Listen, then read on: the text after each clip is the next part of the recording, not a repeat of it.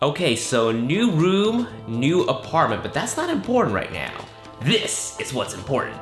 Yeah, Vivian's gonna be pretty mad because we still have a lot to unpack, but I'd rather unbox this lens. Priorities, am I right? Okay, this is the brand new Sigma 56mm f1.4 for the Sony APS-C mount. And what's really awesome about this is that they finally round out their collection, because now you have a 16mm f1.4, a 30mm f1.4, and now a 56mm f1.4. Your wide, your mid, and now your telephoto. Oh my goodness, look how tiny this lens is. I'm actually surprised. I thought they would usually come with a pouch. Maybe I'm remembering wrong. Maybe it's just the Sony lenses that come with a pouch. Here we go. Oh my goodness, this thing is so tiny. Oh my goodness, I'm getting super excited to mount this on my Sony A6500.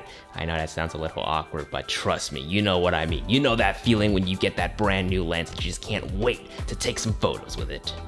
All right, so what is this lens gonna be great for? It's gonna be great for portraits, talking head style interviews, epic slow motion video B-roll, and give you that extra bit of reach when it comes to getting that extra bit of distance whenever you're kind of far away. And my goodness, this is the size of my hand. I don't have really big hands because I'm Asian, but my goodness. All right, so look at this beauty of a glass right here. Made in Japan, uses a 55mm filter thread.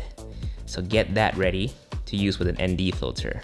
For comparison's sake, here it is with the 16mm f1.4. This one here is a little bit longer because it's a wider lens. This is gonna give you a 24mm focal length equivalent on a full frame camera.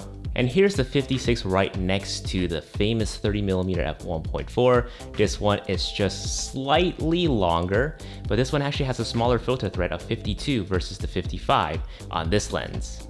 All right, enough talking. We're gonna. People are here. They're early. I'm still doing an unboxing. But they need the room. Okay, looks like we're gonna have to mount these babies up outside. Let's go. Forgot the camera. Okay, yeah, let's not focus too much on the messiness of the background, because what's more important is mounting this lens onto the a6500. And by the way, I switched out to the 16mm Sigma 1.4, hoping the 1.4 will blur out that background a little bit for me. Here we go, first mount. Ooh, look at that. Oh, snaps. Here we go. The 56mm mounted onto the a6500. All right, kind of realized earlier I mounted the wrong lens, the 30mm f1.4 instead of this 56 right here, but we got the right lens on now. We're gonna go out and shoot some photos. Again, I just want to emphasize that this is not a review. This is more of a hands-on first impressions. Now, a lot of these photos that I've taken are shot at f1.4 with the exception of the sun flare shot. And what I'm finding is that a lot of the photos seem pretty damn tack sharp at f1.4. And at f1.4, you're getting some bokeh-licious background. Okay, I'm gonna have to put a timeout on the test because it's kind of pouring out there, which is good because California needs some of this rain. But we'll resume some of the tests later with the, some of the low light tests with the 56 later. Just really quickly, I wanna show you guys this neat little pouch that Sigma has for these contemporary lenses. So this is what it looks like with all three of the lenses inside. Now, I'm not too quite sure if they're selling this pouch individually or if it comes bundle when you buy all three lenses, or you can buy it separately now. I'll try to confirm that in the next video. Is this pouch necessary though? Probably not, but I have to admit, when you have all three of the contemporary lenses inside of this pouch, it looks pretty damn legit. And just for size reference, this fits in perfectly inside of the Peak Design Messenger Bag 15L. Okay, so I've been gone for almost an hour and Vivian's probably wondering where the heck I'm at. So I'm gonna go back and check up on her, check on the IKEA furniture, and then we're gonna resume with some low light tests. So how did the IKEA thing go? One of our dressers is broken, so they have to send a new one and a new team of people to construct it for us. Fun. I'm sorry I left you there all by yourself. Yeah, I was on hold for like 20 minutes. But now we're gonna get some food, and do some more tests with the 56 in this low light condition. As expected, the f1.4 came in clutch in low light situations. Taking a look at the bokeh ball shape, it's not a perfect circle, they're more cat eye shaped. Now it doesn't bother me too much, they look pretty good to me. But let me know in the comments down below what you think of these balls.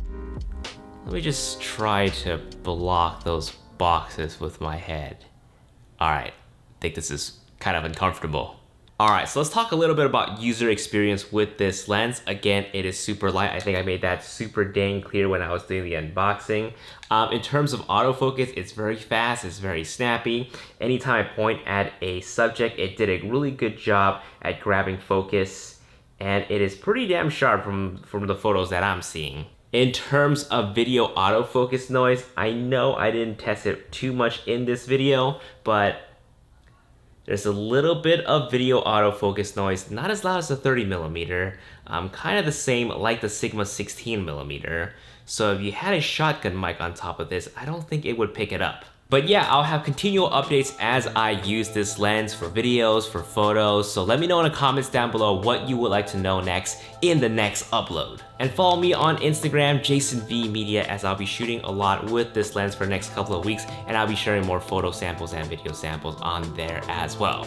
If you can't wait for the full-length video, that is. Once we get situated in this apartment, we'll crank out a lot more content before 2019 ends. Guys, thank you so much for watching. I'll see you guys in the next video. Peace!